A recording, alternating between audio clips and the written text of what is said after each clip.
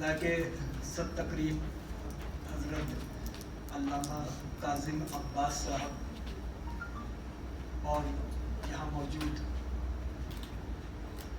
محبان اہل بیت، محبان شہداء کربلا، حاضرین گرامی قدر، یہ آج یوم حسین ان حالات میں بھی علامہ اقبال کے اس شعر کی تصدیق کر رہا ہے کہ یہ نغمہ فصل گل و لالہ کا نہیں پابند، بہار ہو کہ خزاں لا الہ الا اللہ۔ اور پھر کیسے ہی حالات کیوں نہ ہو، ہر حالات میں یہ ذکر جاری رہنا چاہیے، اس لیے کہ پاکستان کی بنیاد لا الہ الا اللہ ہے، اور لا الہ الا اللہ کی بنیاد حقہ کے بنائے لا الہ است حسین۔ پاکستان کی بنیاد لا الہ الا اللہ ہے، اور لا الہ الا اللہ کی بنیاد غریب نواز نے بتایا حسین ہے، یعنی حسین سے تعلق صرف دین سے وفا نہیں ہے، اس ملک سے بھی وفا ہے۔ اور قرآن حکیم کا جو گوشہ آپ کی سماعتوں کی نظر کیا، اس میں خالق کائنات نے ارشاد فرمایا وَلَا تَقُولُوا لِمَنْ يُقْتَلُ فِي سَبِيلِ اللَّهِ أَمْوَاتٌ، جو لوگ اللہ کی راہ میں قتل کر دیے جائیں انہیں مردہ گمان نہ کرو، بل احیاء ولیکن لا تشعرون، بلکہ وہ صاحبان حیات ہیں، تمہیں ان کی حیات کا شعور نہیں ہے۔ تو کسی بات کا شعور نہ ہونا اس کی نفی نہیں کرتا کہ اس کی حقیقت کی نفی کر دی جائے۔ تمہیں شعور نہیں ہے اس کا مطلب یہ نہیں کہ وہ صاحبان حیات نہیں ہے۔ شہید زندہ ہوتا ہے، حسین زندہ ہیں اس لیے نہیں کہ شہید ہوئے، اگر شہید نہ ہوتے پھر؟ حسین زندہ ہیں اس لیے نہیں کہ شہید ہوئے، شہید شہادت کی وجہ سے زندہ ہوتا ہے، حسین وہ شہید ہے جو شہادت کو زندگی دے، جس کی وجہ سے منصب شہادت زندہ رہے۔ باقی تمام شہداء شہید ہوتے ہیں تو شہادت ان کا فخر ہوتی ہے، حسین شہید ہوئے تو شہادت کا فخر یہ ہو گیا کہ حسین نے اس کو قبول کیا۔ اور دنیا کے ہر شہید میں اور اس شہید میں آپ کو ہر جگہ واضح فرق نظر آئیں گے۔ کبھی آپ نے سنا کہ کوئی شخص ابھی شہید نہ ہوا ہو اور اس کا ذکر شہادت ہو رہا ہو؟ ہر شہید جب شہید ہو جاتا ہے پھر اسے خراج عقیدت پیش کیا جاتا ہے، اس کی شہادت کے بعد اس کی بہادری، اس کی شجاعت کے قصیدے پڑھے جاتے ہیں، پھر اخبارات میں کالم لکھے جاتے ہیں، اداریے لکھے جاتے ہیں، پھر مصنفین اس کو تحریر میں خراج عقیدت پیش کرتے ہیں، شعراء اپنے کلاموں میں اسے خراج عقیدت پیش کرتے ہیں، خطباء اپنی خطابت میں اسے خراج عقیدت پیش کرتے ہیں۔ ہر شہید کی شہادت کا تذکرہ اس کی شہادت کے بعد ہوتا ہے، سلام اے حسین آپ پر کہ آپ وہ شہید ہیں ابھی ماں کی گود میں تھے اور ذکر شہادت ہو رہا تھا۔ اور یہ ذکر شہادت کرنے والا کوئی عام بندہ بشر نہیں، یہ ذکر شہادت کرنے والا کونین کا سردار رحمت للعالمین آقا دو جہاں علیہ الصلوۃ والسلام نے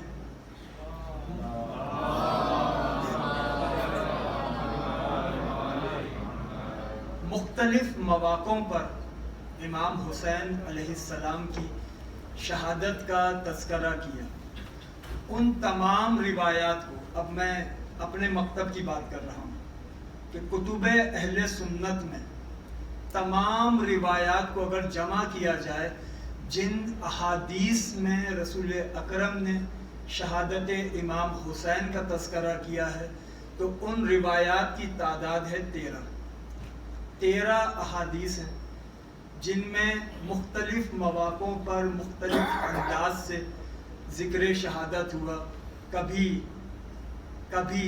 کربلا کی مٹی لانے والی روایت شامل ہے تو کہیں ام سلمہ سے یہ کہنا کہ فرشتہ مجھ سے ملنا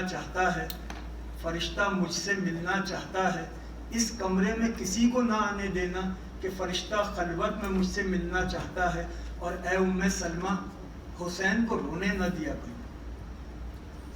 یہ دو مختلف باتیں تھیں کہ آقا دو جہاں نے کہا کہ فرشتہ مجھ سے خلوت میں ملنا چاہتا ہے اور حسین کو رونے نہ دیا کرو.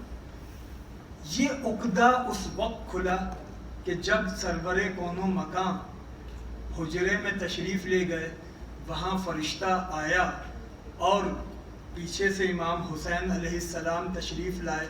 اسی حجرے میں جانے کی کوشش کی, ام سلمہ نے روک لیا کہ نانا نے منع کیا ہے کہ کوئی اس کمرے میں نہ آئے, فرشتہ خلوت میں ملنا چاہتا ہے. حسین ابن علی نے ضد کی, جب ضد کی تو رونے لگے. فوراً یاد آیا اس وقت کے لیے کہا تھا کہ کوئی نہیں آئے سوائے حسین کے, کیونکہ نبی نے فرمایا تھا کہ حسین کو رونے نہ دیا کرو. ام سلمہ نے چھوڑ دیا اور وہ فرشتہ اطلاع لے کر آیا تھا کہ کربلا کے میدان میں آپ کا یہ نواسہ شہید کر دیا جائے گا, آپ کی امت کے ہاتھوں شہید ہوگا. وہ 13 روایات آپ جمع کریں, ان روایات میں آقا دو جہاں نے اس زمانے کا تعین کیا ہے کہ 60 ہجری کے اختتام پر میرا حسین شہید ہوگا. حضرت ابو ہریرہ رضی اللہ تعالی عنہ, آپ کی ایک دعا مشہور ہے. حضرت ابو ہریرہ دعا کرتے تھے کہ اے اللہ مجھے 60 ہجری کے اختتام سے پہلے اپنی بارگاہ میں بلا دیں. کسی نے پوچھا کہ اے ابو ہریرہ یہ 60 ہجری میں ایسی کیا بات ہے, آپ یہ کہتے ہیں 60 ہجری سے پہلے اپنی بارگاہ میں بلا لیں. تو حضرت ابو ہریرہ نے فرمایا کہ میں نے اللہ کے رسول سے خود سنا ہے, اللہ کے رسول نے فرمایا 60 ہجری کے اختتام پر حسین شہید کر دیے جائیں گے. جب اللہ کے رسول نے فرما دیا تو یہ واقعہ تو ہو کر رہے گا. میں نہیں چاہتا کہ اس وقت میں زندہ رہوں اور اتنی بڑی قیامت آ جائے, اس لیے میں کہتا ہوں اے اللہ مجھے اپنی بارگاہ میں پہلے اٹھا لے. 59 ہجری میں حضرت ابو ہریرہ کا وصال ہوا ہے. حضرت ابو ہریرہ کی یہ دعا قبول ہوئی. آقا دو جہاں نے زمانے کا تعین کیا, صدی بتائی 60 ہجری کا اختتام, اور پھر آقا دو جہاں نے اس زمانے کے حاکم کا خاندان بھی بتایا. اب میں ان 13 روایات کی بنیاد پر یہ گفتگو کر رہا ہوں.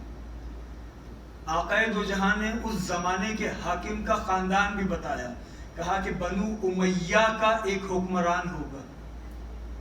پھر اس زمانے کے حکمران کی عمر کا بھی تعین کیا, آوارہ لڑکا ہوگا, عمر کا بھی تعین ہو رہا ہے. پھر ایک روایت ایسی ہے جس میں آقا دو جہاں نے حاکم کا نام بھی بیان کیا کہ اس کا نام یزید ہوگا. یہ کتب اہل سنت سے میں بیان کر رہا ہوں. ایک روایت ایسی بھی ہے جس میں حاکم کا نام یزید آقا دو جہاں نے بیان کیا. اس وقت یزید نام کا فرد حاکم ہوگا. کس جگہ یہ واقعہ ہوگا, جگہ کا بھی تعین کیا, جگہ کا بھی تعین کیا کہ حسین جس جگہ شہید ہوں گے اس جگہ کو کربلا کہا جائے گا. اب دیکھیے کتنی عجب بات ہے. حضور نے یہ نہیں فرمایا کہ حسین کربلا میں شہید ہوں گے, اس جگہ کو کربلا کہا جائے گا. کیوں؟ اس لیے کہ جب نبی اطلاع دے رہے تھے اس وقت کربلا کا نام کربلا نہیں تھا, اس وقت کربلا کا نام نینوا تھا.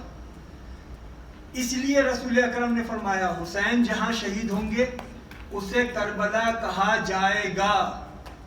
یعنی آنے والے زمانوں پر نبی کی نگاہ ہے اور نبی بتا رہے ہیں کہ اس وقت اس جگہ کا نام تبدیل ہو چکا ہوگا. اور پھر اتنی اطلاعات جب اللہ کے رسول نے دی تو اب اس امت کو سمجھ لینا چاہیے کہ ذکر شہادت حسین بدعت نہیں، سنت رسول ہے، کیونکہ اللہ کے رسول نے ذکر شہادت حسین کیا ہے۔ ذکر شہادت حسین اللہ کے رسول کی سنت ہے، اور یہ ذکر سننا، ذکر شہادت کرنا اللہ کے رسول کی سنت ہے، اور یہ ذکر سننا صحابہ کرام کی سنت ہے۔ تو یہ ذکر سنا جائے کہ سنت صحابہ ہے، اور یہ ذکر کیا جائے کہ سنت رسول ہے۔ لیکن ایک بات میں اور پیش کر دوں کہ ذکر شہادت صرف کرنا سنت رسول نہیں ہے، ذکر شہادت سننا بھی سنت رسول ہے، کیونکہ فرشتے نے آ کر جب شہادت نامہ بیان کیا تو فرشتہ ذاکر تھا، رسول نے سنا، رسول نے سن کر ذکر شہادت سننا بھی سنت رسول بنایا۔ اور جب صحابہ نے نبی سے سنا اور صحابہ نے آگے وہ روایات بیان کی تو پھر اس ذکر شہادت کو کرنا بھی سنت صحابہ قرار دیا گیا، کہ صحابہ نے ذکر سنا بھی کیا بھی، نبی نے ذکر شہادت سنا بھی ذکر شہادت کیا بھی۔ اب اس شہادت میں ایسی کیا خاص بات ہے کہ تمام شہادتیں ایک طرف، یہ شہادت سب سے بلند، یہ شہادت سب سے مختلف، اس لیے کہ علامہ اقبال کے میں دو مصروں سے مدد لوں کہ غریبو سادہو رنگی ہے داستان حرم، نہایت اس کی حسین ابتدا ہے اسماعیل۔ انبیاء کرام مختلف ادوار میں، مختلف زمانوں میں، مختلف تہذیبوں میں آزمائشوں سے گزارے گئے، حق پر کاربند افراد آزمائشوں سے گزارے گئے۔ کربلا کو منتہائے آزمائش بنانا تھا کہ جہاں کربلا میں ایک ہی وقت میں نبی کا شہزادہ ایسی قربانیاں دے دے کہ اب کسی کی قربانی جب کربلا کے سامنے لائی جائے تو چھوٹی لگے، کربلا بڑی رہے، کربلا بڑی رہے۔ آج آپ تصور کر لیں کسی کے اوپر کوئی مصیبت آ جائے، کسی کے اوپر کوئی قیامت ٹوٹ پڑے، جب وہ شخص اپنی مصیبت، اپنی پریشانی لے کر کربلا سے رجوع کرے گا، اسے اپنا غم چھوٹا لگے گا، اسے اپنی پریشانی چھوٹی لگے گی۔ انبیاء کرام الگ الگ ادوار میں، ابراہیم علیہ السلام کبھی آگ میں داخل ہو رہے ہیں، کبھی بیٹے کے حلقوم پر چھری چلا رہے ہیں، کہیں جبریل امین جو بشری صورت میں آئے تھے ان کو اپنا سارا ریوڑ دے رہے ہیں، کبھی مال کی قربانی ہے، کبھی جان کی قربانی ہے، کبھی اولاد کی قربانی ہے، الگ الگ وقتوں میں ہے۔ اور جب مال کی قربانی ہے تو صرف مال کی قربانی ہے، جب جان کی قربانی ہے تو صرف جان کی قربانی ہے، جب اولاد کی قربانی ہے تو صرف اولاد کی قربانی ہے۔ سلام اے حسین آپ پر، سلام اے حسین آپ پر کہ آپ نے ایک ہی وقت میں یہ ساری قربانیاں دے دی، ساری قربانیاں ایک ہی وقت میں دی، اور کس شان کے ساتھ دی، کس شان کے ساتھ دی؟ نہایت اس کی حسین ابتدا ہے اسماعیل، اس شان کے ساتھ دی کہ ابراہیم علیہ السلام نے مال کی قربانی دی، بالآخر مال بچ گیا، کیونکہ جبریل امین نے کہا میں تو فرشتہ ہوں، مجھے آپ کا ریوڑ نہیں چاہیے، مال بچ گیا۔ ابراہیم علیہ السلام نے جان کی قربانی دی، فوراً خداوند ذوالجلال کی جانب سے حکم آ گیا، یا نار کونی برداً وسلام علی ابراہیم، اے آگ ٹھنڈی ہو جا، سلامتی بن جائے ابراہیم پر۔ جان کی قربانی دی، جان بچ گئی۔ اولاد کی قربانی دی، اولاد بچ گئی۔ لیکن حسین ابن علی نے اس قربانی کو ایسی انتہاؤں پر پہنچایا کہ جب مال کی قربانی دی تو مال نہیں بچا، جان کی قربانی دی، جان نہیں بچی، اولاد کی قربانی دی، اولاد نہیں بچی۔ اس کا مطلب یہ نہیں کہ حسین کی جان نہ بچی، حسین کی اولاد نہ بچی، حسین کا مال نہ بچا۔ حسین کوئی فرد نہیں ہے، حسین دین ہے، دین بچ گیا، یہی حسینیت کی بقا ہے۔ اے پروردگار، تیرا دین اتنا مقدم ہے کہ میں اپنا علی اکبر جو ہم شکل رسول ہے، دین کو علی اکبر پر قربان نہیں کروں گا، اپنا علی اکبر تیرے دین پر قربان کروں گا۔ اے پروردگار، تیرا دین اتنا مقدس ہے، اپنا علی اصغر اس پر دین کو قربان نہیں کروں گا، علی اصغر کو دین پر قربان کروں گا، علی اصغر کو دین پر قربان کروں گا۔ اپنے رفقا، اپنے اصحاب، اپنے بھائی، بھتیجے، بھانجے، یہ سب دین پر قربان ہیں۔ کیوں؟ اس لیے کہ حسین دین کے وارث بھی ہیں اور اپنے وجود میں خود دین بھی ہے۔ حسین وہ ہیں کہ کربلا میں انتخاب کائنات لے کر گئے ہیں۔ کربلا میں جو حسین ابن علی کے ساتھ 72 شہداء ہیں، ان 72 شہداء کا بس ہمارے ہاں اتنا ہی تذکرہ ہوتا ہے کہ 72 شہداء تھے، 72 شہداء تھے۔ ان 72 میں سے 8 وہ تھے جو براہ راست صحابی رسول تھے، اصحاب رسول تھے۔ 8 صحابہ کربلا کے میدان میں شہید ہوئے ہیں۔ اگر مجھے صحابہ سے محبت ہے تو مجھ پر لازم ہے کہ ہر لمحہ ذکر کربلا کروں۔ 8 صحابہ شہید ہوئے، باقی تمام کے تمام تابعین تھے۔ اور پھر ان کربلا کے شہداء میں کتنے حفاظ تھے، ان کربلا کے شہداء میں کتنے محدثین تھے، ان کربلا کے شہداء میں کتنے وہ تھے جو قرآن کا خاص شغف رکھتے تھے اور مختلف آیات کی انہوں نے ایسی توجیحات اور ایسی تفسیر کی ہے کہ آج تک دنیا اس پر انگشت بدندہ ہے۔ یہ انتخاب تھا کائنات کا جو حسین ابن علی کربلا میں لے کر گئے ہیں۔ بس اب میں گفتگو کی تلخیص کروں اس منزل پر کہ کربلا محض ایک جنگ نہیں ہے، کربلا قیامت تک کے لیے حق اور باطل کو پرکھنے کی ایک میزان ہے، ایک پیمانہ ہے جس پر کربلا کو پرکھا جا سکتا، کربلا سے ہر چیز کو پرکھا جا سکتا ہے۔ کربلا یہ بتاتی ہے کہ اگر آپ نمازی بھی ہیں، آپ حافظ بھی ہیں، آپ قاری بھی ہیں، آپ کے چہرے پر داڑھی بھی ہے، آپ کے سر پر عمامہ بھی ہے، سب کچھ ہے، لیکن اگر دل میں احترام حسین نہیں ہے تو جہنمی ہے۔ حر اس طرف آ کے جنتی ہوا، حر نے کوئی نیا کلمہ نہیں پڑھا، بس اتنا اعلان کیا تھا شاہ است حسین۔ حر نے بتا دیا کہ دین سارا حسین ہے، دین کی اساس حسینیت ہے، جنت حسین کے وارثوں کی ہے، حسین کے غلاموں کی ہے۔